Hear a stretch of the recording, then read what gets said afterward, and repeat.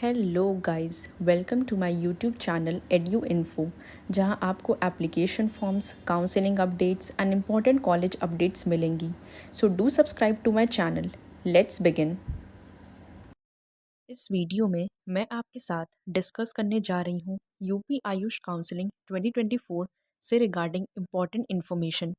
सबसे पहले मैं आपको बताऊंगी टाइम शेड्यूल के बारे में कि कब आपको चॉइस फिलिंग करनी है, उसकी डेट एंड टाइम क्या है, टाइम लिमिट का आपको ध्यान देना होगा। देन मैं आपको बताऊंगी नोडल सेंटर के बारे में, जहाँ पे आपको अपने डॉक्यूमेंट्स को फिजिकल वेरिफिकेशन के लिए ले जाना है, कब ले जाना है, कब कौन से कैंडिडेट्स जाएंगे, इस बारे में बात करेंगे। देन आपको डॉक्यूमेंट्स कौन कौन से ले जाने हैं फिजिकल वेरिफिकेशन के लिए, उन डॉक्यूमेंट्स की पूरी लिस्ट के बारे में बात करेंगे। एंड देन फ्री एग्जिट क्या होने वाला है यूपी आयुष काउंसलिंग में। सो चलिए स्टार्ट करते हैं। सबसे पहले आपको यूपी आयुष काउंसलिंग की ऑफिशियल वेबसाइट पर जाना है। देन आपका इंटरफेस कुछ ऐसा दिखेगा। यहाँ पर नोटिफिकेशन सेक्शन में कई नई लेटेस्ट अपडेट्स आई हुई हैं। तो सबसे पहले मैं आपको टाइम शेड्यूल के बारे में बता देती हूँ। जैसा कि आप देख सकते हो यहाँ पर, ये आपका चेंज हो गया है। यानी कि जो चॉइस फिलिंग है वो आपको करने की डेट है 30 सितंबर से लेकर 2 अक्टूबर रात 12 बजे तक। इसी बीच आपको ये प्रोसेस कंप्लीट करना होगा एंड चॉइसेस को लॉक भी करना होगा। अगर आप चॉइसेस को लॉक नहीं करते हैं देन वो सर्वर आपके चॉइस स्टेटस को अनलॉक्ड बता देगा और ऐसे केस में आपको कोई भी सीट अलॉट नहीं होगी। तो आपको खुद से चॉइसेस को लॉक करना बहुत ज़रूरी है। देन यहाँ पर आपको बताया गया है कि सीट आवंटन सूची का प्रकाशन होगा, जो कि आपका 3 तारीख को शाम 5 बजे तक आ जाएगा।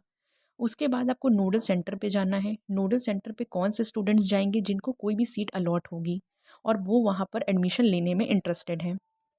तो वैसे ही स्टूडेंट्स अपने सारे इंपॉर्टेंट डॉक्यूमेंट्स, वो कौन से डॉक्यूमेंट्स होंगे मैं आपको वीडियो में आगे बताऊंगी, वो लेकर आपको 4 से 7 तारीख के बीच में वहाँ पर प्रेजेंट होना है, डॉक्यूमेंट्स को वेरीफाई कराना है। तो ये तो आपकी टाइमलाइन की बात हो गई। अब मैं आपको दिखाती हूँ फिजिकल वेरिफिकेशन का रिगार्डिंग जो इम्पोर्टेंट न्यूज़ है। यहाँ पर लिखा हुआ है physical verification of the documents of candidates in round 1, जो कि 4, 5, 6 एवं 7 अक्टूबर को होने वाला है। नोडल सेंटर यहाँ पर आपका राजकीय नेशनल होम्योपैथिक मेडिकल कॉलेज एवं चिकित्सालय हनीमन चौराहा गोमती नगर लखनऊ होने वाला है।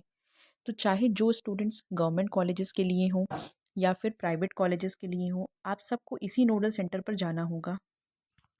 तो यहाँ पर आप देख सकते हो ये आपका नोडल सेंटर होने वाला है।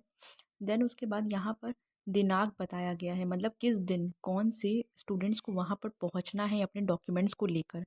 जैसे कि 4 तारीख को आपको टाइम दिया गया है 10 से शाम 6 बजे तक का। इसी बीच आपको पहुँचना होगा। जो भी स्टूडेंट्स की नीट रैंक ये है, जो भी इस विद इन कॉलम आते हैं, उन स्टूडेंट्स को 4 तारीख को अपने सारे ओरिजिनल डॉक्यूमेंट्स को लेकर नोडल सेंटर पर जाना होगा। तो ये उनकी अपडेट हो गई। तो इसी प्रकार से आप जो भी कैंडिडेट्स की नीट की रैंक आपकी 29,000 से ऊपर की है, तो वो 5 तारीख को जाएंगे और टाइमिंग सेम होने वाली है, दोपहर सुबह 10 बजे से लेकर शाम 6 बजे तक।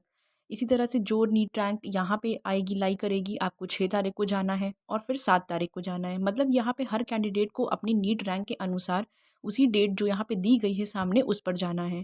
लेकिन अगर आप किसी भी रीज़न से उस दिन नहीं जा पाते हैं, तो आप अगले दिन भी अगर जाते हैं, जैसे अगर आपका घर दूर है, डिस्टेंस पे है, तो फिर भी आपका कैंडिडेट वो मतलब वेरिफिकेशन कर देंगे। बट स्टिल आप कोशिश करिए कि अपनी मेंशन डेट के सामने ही जाइए आप नोडल सेंटर पे।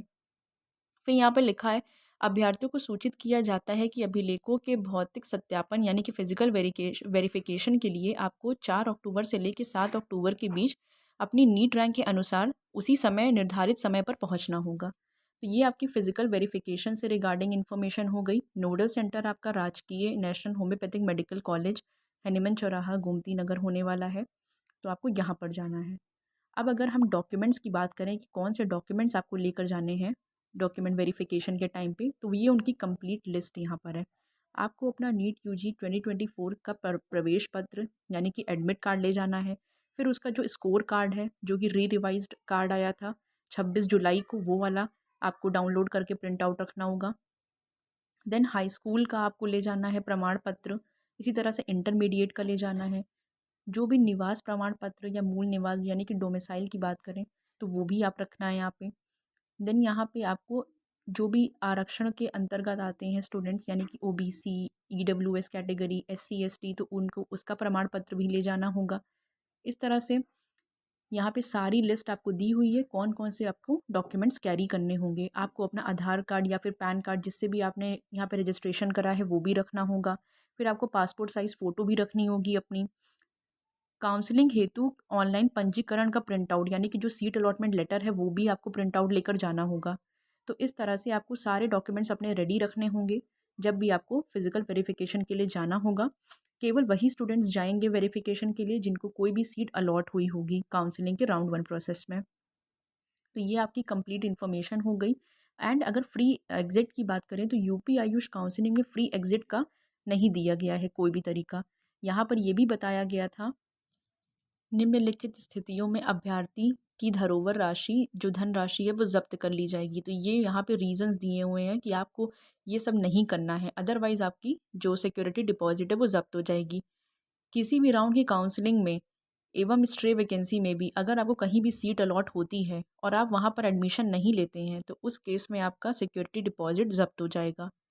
फिर यहाँ पर दिया है कि आपने अपग्रेडेशन के लिए प्रोसीड किया और जब आपको कोई अपग्रेड कॉलेज मिला, आपने वहाँ पर एडमिशन नहीं लिया, तो ऐसे केस में भी धनराशि ज़ब्त हो जाएगी। फिर आपने डबल ए ट्रिपल सी की काउंसलिंग अटेंड की, उसमें आपको सीट अलॉट हुई, तो उस केस में भी वहाँ पे भी आपकी जो सिक्योरिटी डिपॉजिट है वो ज़ब्त हो जाएगी। तो ये आपका कंप्लीट हो गया क्या क्या रीज़न्स हैं कि किन किन कारणों से आपका सिक्योरिटी डिपॉजिट ज़ब्त हो जाएगा। तो इसको ध्यान में रख के ही अपनी चॉइस फिलिंग को कंक्लूड करिएगा। और ये आपका कंप्लीट जानकारी हो गई आगे के राउंड वन के count. Thank you for watching.